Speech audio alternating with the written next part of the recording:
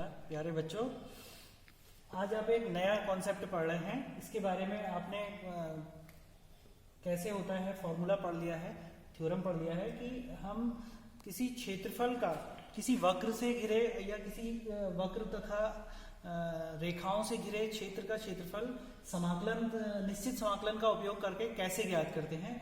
आज हम इसके बारे में थोड़ी सी चर्चा करेंगे और इससे संबंधित एक मैंने प्रश्न भी लिया है जो कि आपकी प्रश्नावली 8.1 का पहला प्रश्न है। इसको हम कैसे हल करेंगे ये आप देखेंगे अभी। तो प्रश्न बच्चों ये है कि वक्र y² बराबर x रेखाओं x बराबर 1, x बराबर 4 एवं x अक्ष के प्रथम चतुर्थांश लिखा है से घिरे क्षेत्र का क्षेत्रफल ज्ञात कीजिए। अब बच्चों देखते हैं कि ये y², सबसे पहले मैं इस वक्र में आता हूं। y² बराबर x, y² बराबर x एक वक्र हमारे पास दिया है ये। तो बच्चों आपने इस तरीके का वक्र पढ़ा है y² बराबर 4ax, ये परवलय कहलाता है। ये परवलय कैसा होगा, ये वाला x जो है ये डिसाइड करता है परवलय किस तरफ को खुलेगा। अब आपके पास ये परवलय बिल्कुल इस तरीके से होगा।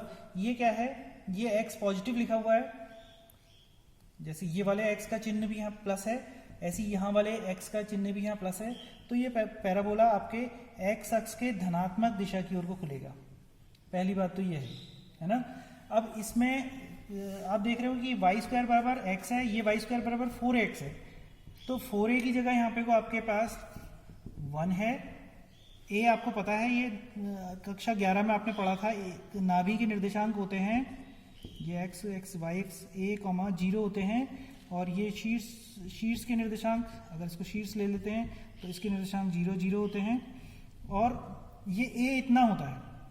अब आपके पास जो प्रेजेंट कंडीशन है, आपने देखा कि y² बराबर x वक्र दिया है, यहाँ y² बराबर 4ax है, तो 4a बराबर 1 होना चाहिए इसके हिसाब से आपके पास। तो a बराबर 1/4 होगा आपके लिए। तो अगर आप नाभि लिखेंगे जो आपका पैराबोला है तो ये 1/4 हो जाएगा। तो ये डिस्टेंस आपकी 1/4 होगी। अब हम इस डिस्टेंस पे नहीं जा रहे हैं, हमें केवल इस वक्र का चित्र चाहिए। अब हम इतनी चीज़ें मैं मिटा देता हूं जो कि हमें नहीं चाहिए। मैंने ये आपको वक्र प्लॉट करना सिखाया कि इसको प्लॉट कैसे करते हैं।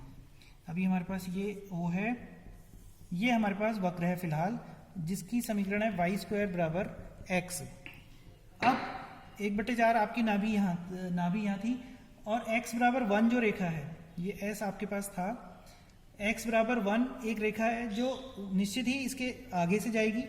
तो ये x बराबर 1 y के समांतर रेखा जिसकी का समीकरण होता है x बराबर कांस्टेंट, यानी x बराबर 1 y के समांतर रहेगी। ऐसी जो दूसरी रेखा है x बराबर 4, ये थोड़ा सा और आगे होगी, ये x बराबर 4 हो जाएगी रेखा। और इसने एक चीज और लिखी है प्रश्न में, x अक्ष के प्रथम चतुर्थांश।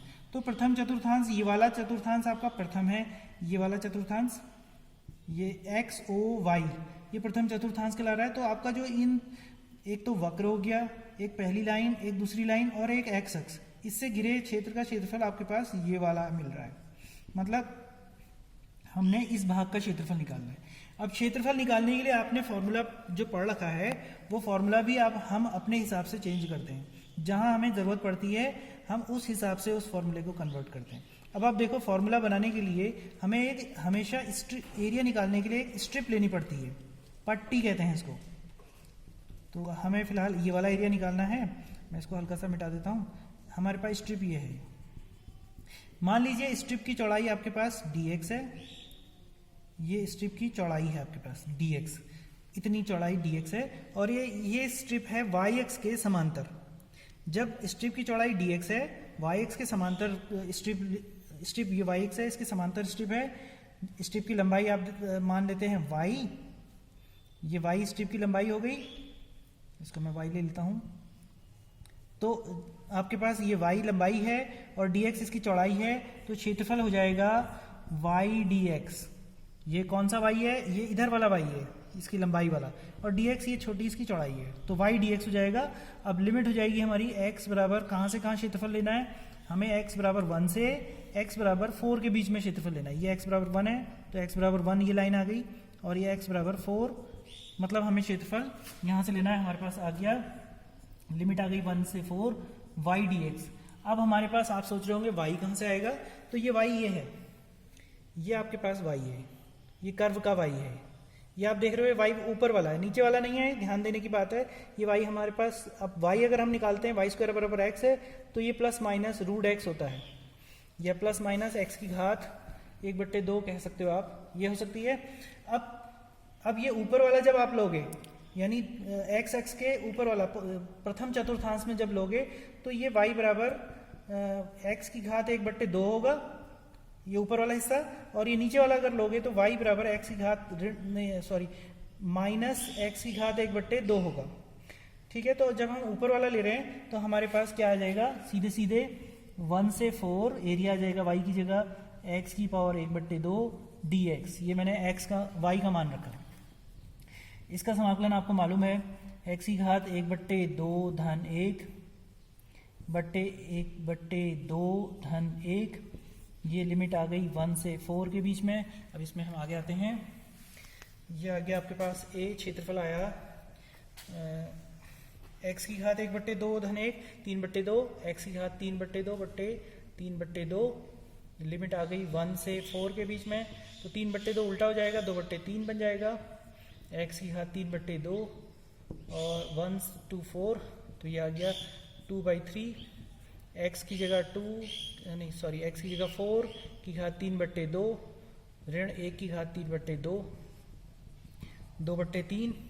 तो इसको लिख सकते हैं हम 2 की घात 2 3/2 ऋण 1 की घात 1 की घात 3/2 1 ही होता है, तो 2/3 ये कट जाएगा। 2 की घात 3 ऋण 1, 2 की घात 3 होता है आपके 8 ऋण 1, तो ये हो गया 2 की घात 3 गुणा 7, तो ये आ गया 7 दूनी 14/3।